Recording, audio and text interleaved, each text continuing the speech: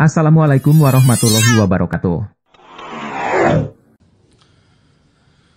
Sebelumnya sudah saya ingatkan bahwasanya, atau sedikit saya ingatkan, orang-orang Quraisy pada saat Nabi SAW berdakwah terang-terangan, mereka merasa terganggu, selalu datang ke Abu Talib untuk memberhentikan dakwah Nabi, tapi Abu Talib terus nolak. Akhirnya mereka melakukan dua kegiatan. Yang pertama mengirim Al-Mughirah, kalau anda masih ingat, yang berdialog dengan Nabi SAW, gitu kan. Tapi dialognya Mughirah juga ini nggak bermanfaat. Bahkan Mughirah akhirnya sempat terpengaruh dengan Nabi SAW, tapi tidak masuk Islam. Kemudian yang kedua, orang-orang Quraisy sepakat untuk menyusahkan Nabi SAW. Di antaranya dicaci maki, ya, orang-orang Islam banyak disiksa. Begitulah kurang lebih yang terjadi pada saat dakwah sudah mulai disampaikan secara terang-terangan. Pada saat itulah kaum muslimin sangat terdesak dan terganggu. Mereka tersiksa dari seluruh lini. Yang punya budak tuannya yang siksa, yang ayahnya anaknya masuk Islam ayahnya yang siksa, dan seterusnya. Maka Allah Subhanahu wa taala akhirnya memuliakan Islam dengan masuk Islamnya seorang tokoh Quraisy yang terkenal yang bernama Hamzah bin Abdul Muttalib. Hamzah ini sebenarnya adalah paman kandung Nabi SAW. Tapi memang dia sangat dikenal, orangnya sangat kuat secara fisik, sangat prinsipil dalam kehidupan, gitu kan. Dan memang tanpa disengaja dia masuk Islam ini karena hidayah dari Allah Subhanahu wa taala, sebagaimana akan kita dengarkan kisahnya. Jadi setelah kejadian orang-orang Quraisy mulai suka mengganggu Nabi SAW dan menyiksa Nabi, hampir setiap kali mereka bertemu Nabi, mereka selalu mengolok-olok Nabi SAW, sampai suatu hari Abu Jahal pernah mencaci maki Nabi SAW dengan cacian yang belum pernah ada orang mencaci beliau seburuk itu. Tetapi tidak ada buku sejarah yang menyebutkan seperti apa caciannya. Dan ini ada baiknya agar kita tidak perlu mengetahui hal mendasar sampai seperti itu. Sementara Nabi SAW dengan akhlak yang baik dan sangat mulia, beliau tidak pernah membalas cacian orang. Salah satu sifat mulia Nabi kita Muhammad SAW, beliau tidak pernah membalas cacian orang. Di fitnah nggak pernah balas dengan fitnah. Di ghibah nggak pernah balas dengan ghibah. Kenapa? Karena Nabi kita Muhammad SAW, jemaah sekalian, sangat faham bahwasanya kita punya Tuhan. Orang-orang yang di sekitar kita punya Tuhan. Seluruh makhluk ini punya Tuhan. Pada saat saya menzalimi seseorang, sekecil apapun fisik orang itu, ya serendah apapun jenjang sosial dan ekonominya, tetap dia punya Tuhan. Saya berbuat zalim, saya akan dihukum oleh Tuhan saya, dan dia akan ditolong oleh Tuhannya, Allah Azza wa Jalla. Semua kembali kepada satu sumber tentunya. Sama halnya begitu. Pada saat saya difitnah, saya diriba, maka saya punya Tuhan. Dan dia pun punya Tuhan yang sedang melanggar itu. Pasti dia akan dihukum dan saya akan ditolong. Itu dengan izin Allah Subhanahu wa ta'ala. Ini poin yang sangat jelas. Karena jemaah sekalian, setiap kali ada cacian yang sampai kepada kita lalu kita balas dengan cacian, dia berdosa, kita berdosa. Jadi tidak pantas kita menjawab ya orang-orang yang mencaci maki dengan cacian pula. Pertama, kita akan dapat dosa. Yang kedua, emosional akan menjadi emosi. Kemudian juga yang ketiga, tidak ada manfaat sama sekali.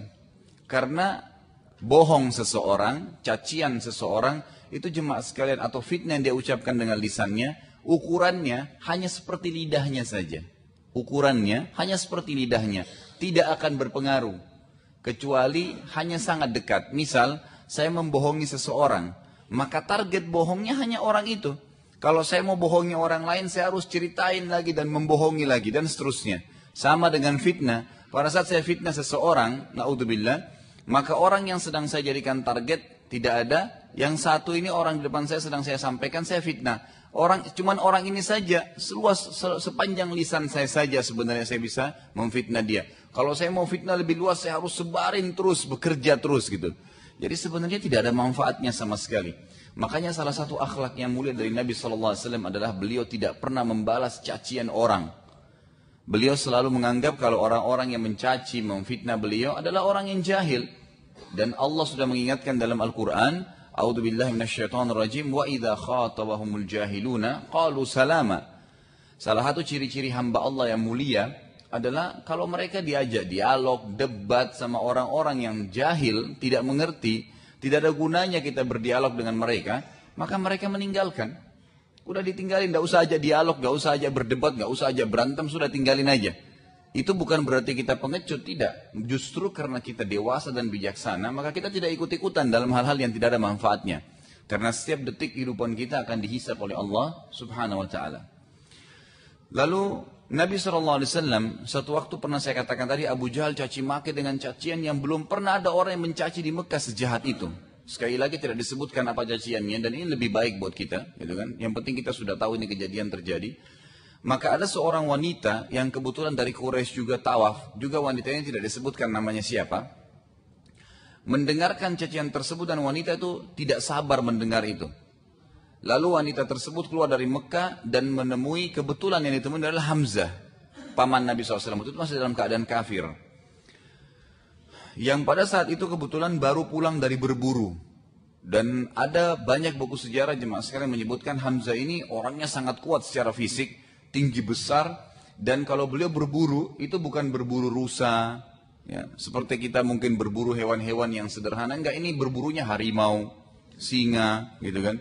Jadi yang dia buru memang hewan-hewan buas dan sendirian. Setiap kali pulang dia membawa satu ekor harimau, dia membawa satu ekor singa. Memang orangnya sangat kuat gitu. Yang pada saat itu kebetulan dia masih dalam keadaan kufur. Wanita itu berkata kepada Hamzah, bila seandainya engkau sebagai pamannya Muhammad mendengarkan bagaimana Abu Hakam atau Abu Jahal memperlakukan ponakan anda dengan cacian yang sangat menyakitkan, tentu anda tidak akan membiarkannya. Lalu Hamzah berkata, apakah tidak ada orang yang menolongnya? Menolong Muhammad SAW? Kata wanita tersebut, tidak ada. Semua orang diam, karena yang bicara adalah Abu Jahal.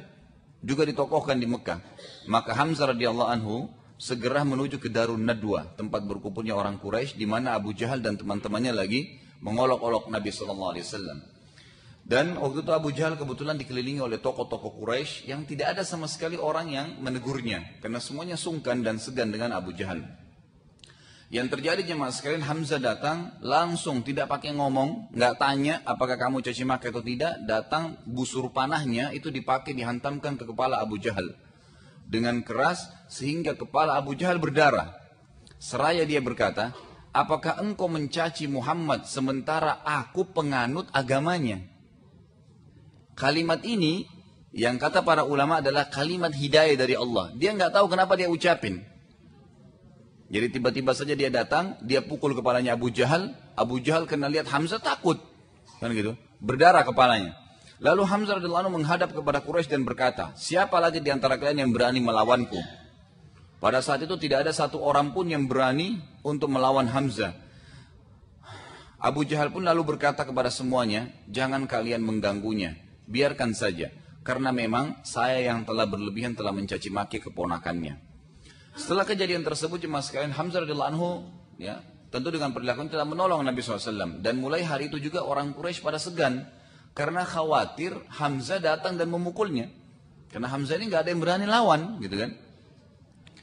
Tetapi Hamzah ini masih terus berpikir. Dia waktu pulang ke rumahnya, dia bilang, bagaimana bisa aku mengucapkan kalimat tadi aku adalah menganut agama Muhammad, sementara aku sama sekali bukan penganut agamanya. Lalu Hamzah berkata, kira-kira bagaimana caranya aku memperbaiki kalimat itu? Karena sekarang masyarakat Mekah langsung faham Hamzah adalah orang Islam. Maka dia bilang, apakah aku harus balik kepada orang-orang Quraisy besok untuk menyampaikan kalau aku bukan penganut Muhammad? Sementara menjilat perkataan kembali bagi orang Arab adalah aib yang sangat besar. Kalau dia sudah mengatakan salah ya salah. Pokoknya dia pertanggungjawabkan perkataan itu. Atau kata Hamzah dalam dirinya, aku memang harus mengikuti agama Muhammad. Lalu pada malam itu dia bingung dan dia berdoa. Hamzah berkata, tentu sebagaimana saya pernah jelaskan jemaah sekalian, masyarakat Mekah ini beriman adanya Allah ya. Cuman mereka masih syirik, mempartisipasikan Allah dengan makhluknya, seperti menyembah berhala, kan gitu. Yang umumnya mereka lakukan batu-batu, ya dianggap ada pohon yang keramat, ada di antara mereka yang masih sembah api. Jadi semua ini adalah perbuatan syirik, mempartisipasikan penyembahan Allah kepada makhluknya. Lalu Hamzah berkata, ya Allah, bila agama Muhammad benar, maka tanamkanlah hal tersebut dalam hatiku. Bila tidak, maka berikanlah aku solusi dari masalah ini. Lalu Hamzah merasa senang dan tenang dengan keyakinan tersebut, yang keesokan harinya ia mendatangi Nabi SAW dan akhirnya mengucapkan syahadat. Ya. Dengan masuk Islamnya Hamzah radhiyallahu anhu, maka Nabi SAW sangat senang dan merasa telah bertambah kekuatan dan penolong Islam. Dan perlu anda ketahui, setelah masuk Islamnya Hamzah ini, orang-orang Quraisy jadi segan sekali. Tidak berani lagi mengganggu Nabi SAW dan kaum muslimin. Karena Hamzah setiap kali menemukan ada orang Quraisy yang mengganggu satu saja orang Islam, bukan cuma Nabi, langsung dihadapi oleh Hamzah. Gitu. Jadi nggak ada yang berani mulai semenjak itu. Tapi mereka dari jarak jauh atau misalnya yang punya budak yang memang tidak dilihat oleh Hamzah baru mereka lakukan. Dan perlu juga anda tahu, nanti kita akan pelajari di perang Uhud. Hamzah ini diberikan julukan ya Asadullah, singahnya Allah. Karena beliau memang pada saat mulai masuk Islam sampai meninggal mati syahid di perang Uhud itu selalu memang menonjol dalam membela Islam, dan dalam juga dalam istilah yang lain Nabi SAW mengatakan Sayyidis Syuhada, pimpinannya para orang-orang yang mati syahid. Karena beliau akan mati syahid di perang Uhud. Nanti juga akan kita pelajari di perang Badr, ya, perang sebelum Uhud. Uhud perang tahun ketiga, Badr perang tahun kedua. Itu di perang Badr, waktu mereka kekalahan orang-orang Quraisy ini, waktu pulang ke Mekah, semuanya pada bertanya, siapa yang paling hebat di antara muslimin di medan perang, yang membuat kita jadi kocar-kacir. Lalu ada pasukan-pasukan Quraisy yang anak-anak muda masih belum kenal Hamzah, mereka mengatakan ada satu orang yang umurnya sudah tua, tapi dia sangat kuat dan kekar, dan di dadahnya itu ada bulu burung merpati. Jadi cirinya beliau selalu kalau memakai baju perangnya itu ditaruh bulu merpati putih, ya, satu lembar, satu helai itu ditaruh di bajunya, gitu. Jadi menonjol gitu, radhiyallahu anhu. Maka dicari tahu siapa dia. Setelah ditahu Hamzah, maka semuanya akhirnya merasa oh pantas dia seperti itu karena orangnya sangat kuat. Dan ini nanti yang menyebabkan Hindun, istri Abu Sufyan, membayar seorang budak ahli tombak itu untuk membunuh Hamzah di perang Uhud setelahnya. Dan nanti akhirnya mati syahid gara-gara itu. Ini kurang lebih gambaran tentang Hamzah. Nanti akan ada juga bahasan insya Allah di perang Uhud masalah beliau radhiyallahu anhum. Kemudian poin setelahnya, setelah Hamzah radhiyallahu anhu masuk Islam, langsung juga seorang tokoh sahabat yang masyhur bernama Abu Dzar. Abu Dzar Al-Ghifari. Abu Dzar Al-Ghifari ini dari suku Ghifar di luar Mekah. Suku Ghifar ini jemaah sekalian pada zaman itu terkenal satu suku perampok. Ya. Suku Ghifar ini satu suku, semuanya perampok. Abu Dzar walaupun dari suku tersebut, namun ia termasuk orang yang mencari kebenaran radhiyallahu anhu.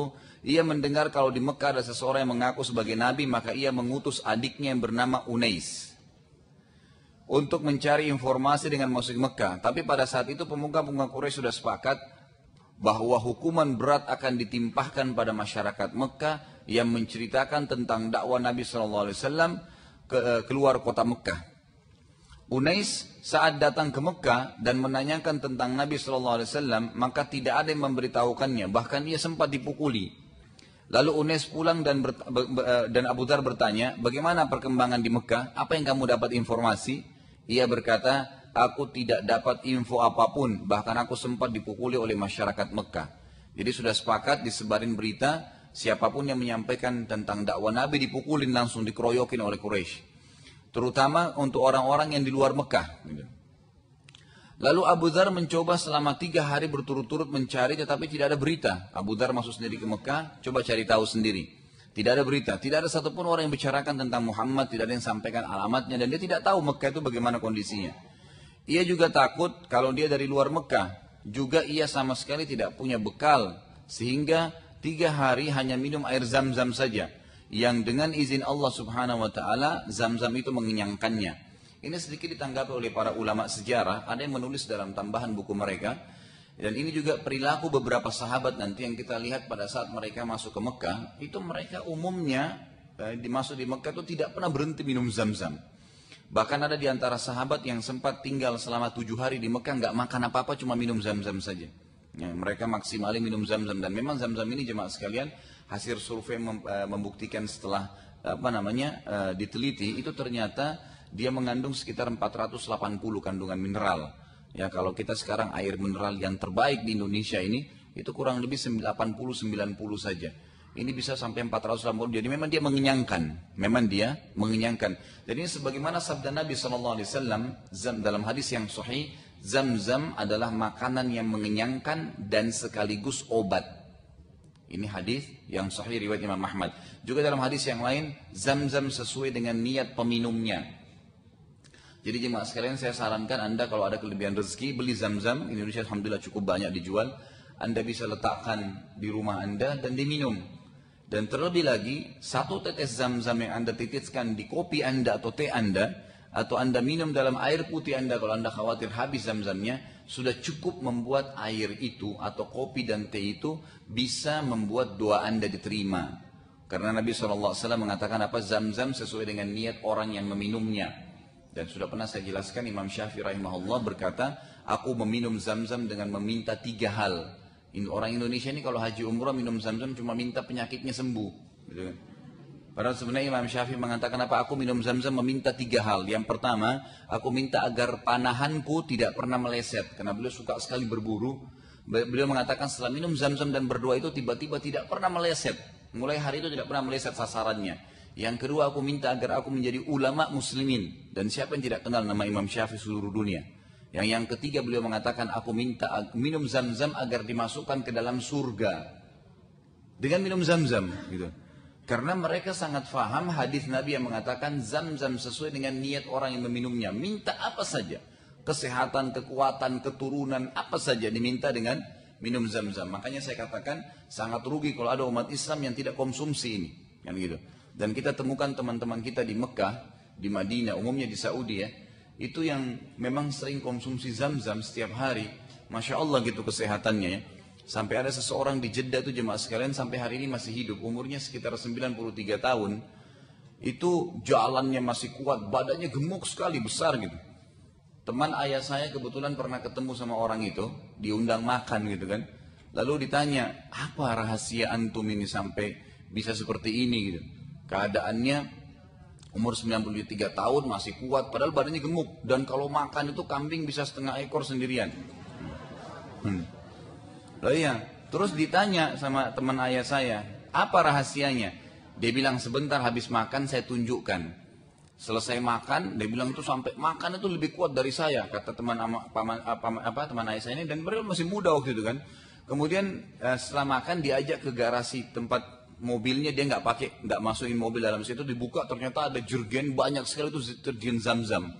Dia bilang saya setiap minggu ke Mekah isi 10-20 galon Zam-zam 30, lalu saya minum, saya nggak pernah minum kecuali Zam-zam. Gitu. Ya itu bukan mustahil karena Allah SWT dan Rasulnya sudah menjanjikan itu. Baik, selanjutnya Abu Dzar radhiyallahu anhu berkata, hingga suatu malam seluruh masyarakat Mekah tidur dan tidak seorang pun berada di sana kecuali aku. Jadi di Mekah, maksudnya di sekitar Ka'bah, semua orang tidur. Karena tidak seperti sekarang, orang tawaf 24 jam. Kalau zaman dulu tidak, mereka malam tidur. Dan memang tawafnya mereka keliru gitu. Tiba-tiba saja ada 2 orang budak wanita mendekati Ka'bah.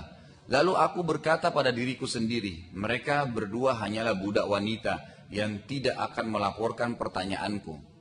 Perlu juga Anda tahu di sini jemaah sekalian, budak-budak di zaman Quraisy itu ketahuan. Karena mereka rata-rata tidak meletakkan kain di atas kepalanya, atau mereka punya ciri khas sendiri dari pakaiannya gitu. Jadi makanya Abu Dzar langsung tahu. Lalu Abu Dzar pun bertanya pada mereka, apa yang kalian ketahui tentang agama baru? Mereka menjawab, untuk apa engkau bertanya? Lebih baik sembah saja Isaf dan Na'ilah. Masih ingat ya kisahnya? Isaf itu nama laki-laki, Na'ilah nama perempuan. Yang keduanya ini pernah berzina depan Ka'bah. Lalu Allah kutuk menjadi patung. Nah, gitu.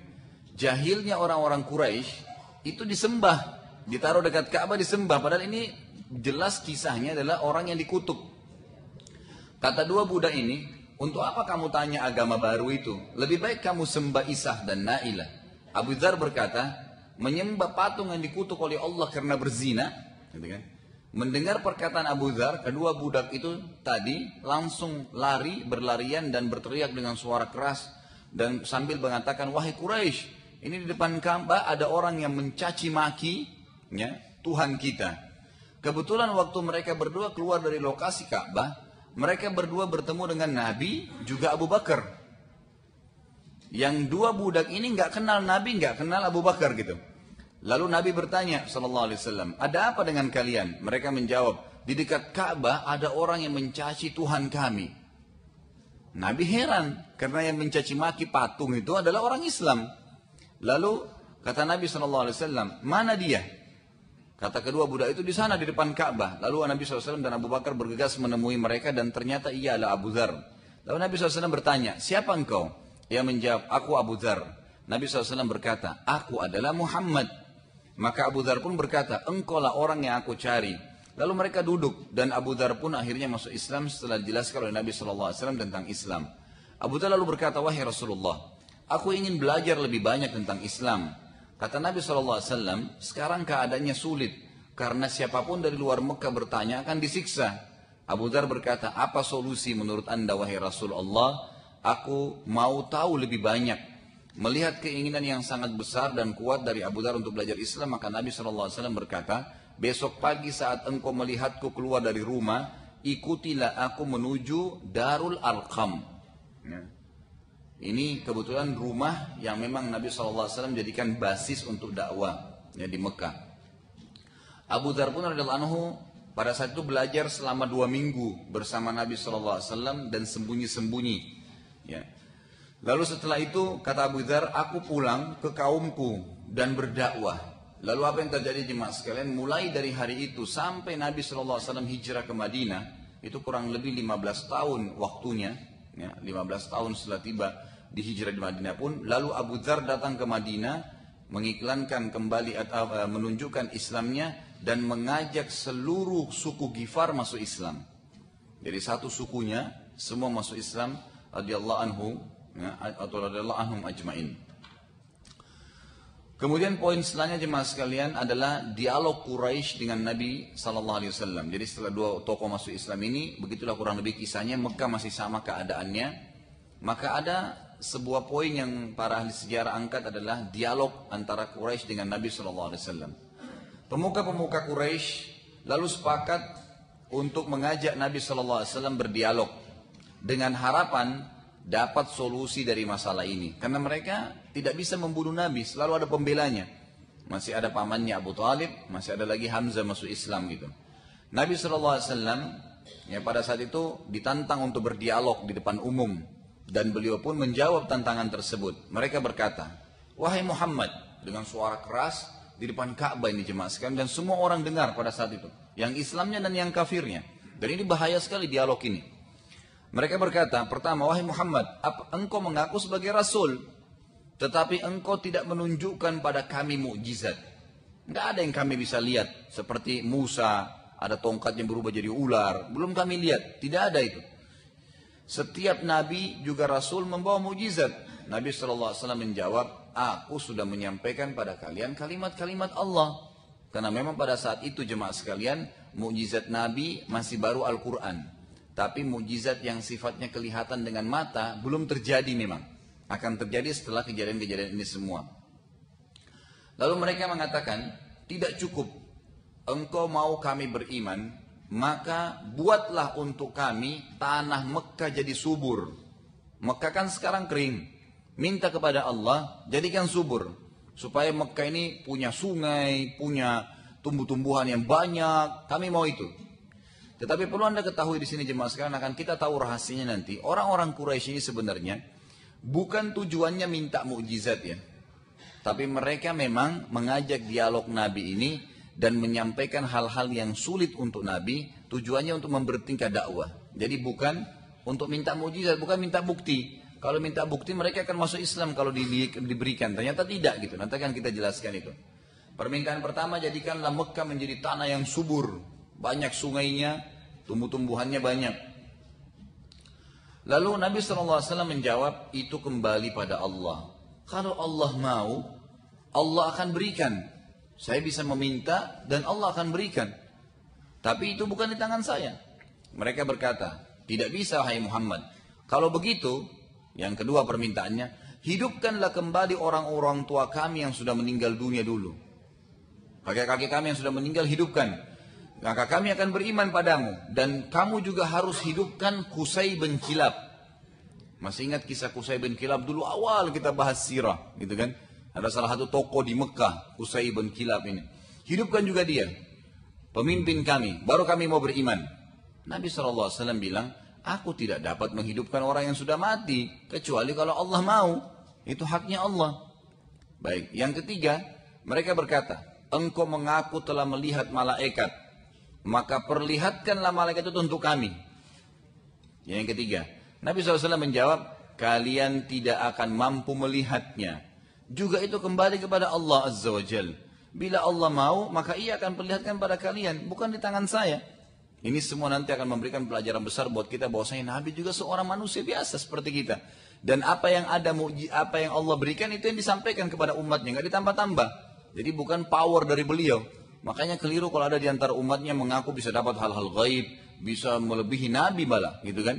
Ada yang bisa mengaku sholat di Mekah dalam hitungan 1 hari kembali lagi. Ini luar biasa. Nabi aja setelah hijrah dari Madinah nggak pernah ke Mekah. Di Mekah itu cuma 2 kali pergi Nabi SAW, gitu kan? Itu pun yang pertama pada saat umroh itu mau umroh, ada sulh Hudaybiyah, itu tertahan Nabi SAW di Hudaybiyah, tidak bisa pergi. Beliau pulang ke Madinah. Ya kemudian setelah itu baru pergi beliau haji wada. Itu haji perpisahan, dan itu beliau kerjakan sekali saja di umur atau selama umur beliau gitu.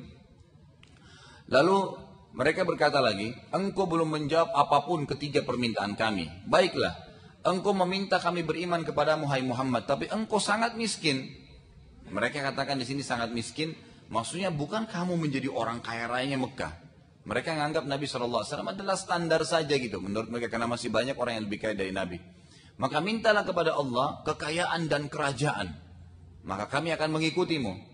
Kata Nabi SAW, mendakwakan agama Allah bukan dengan kekayaan, tapi dengan wahyu dan ketakwaan padanya.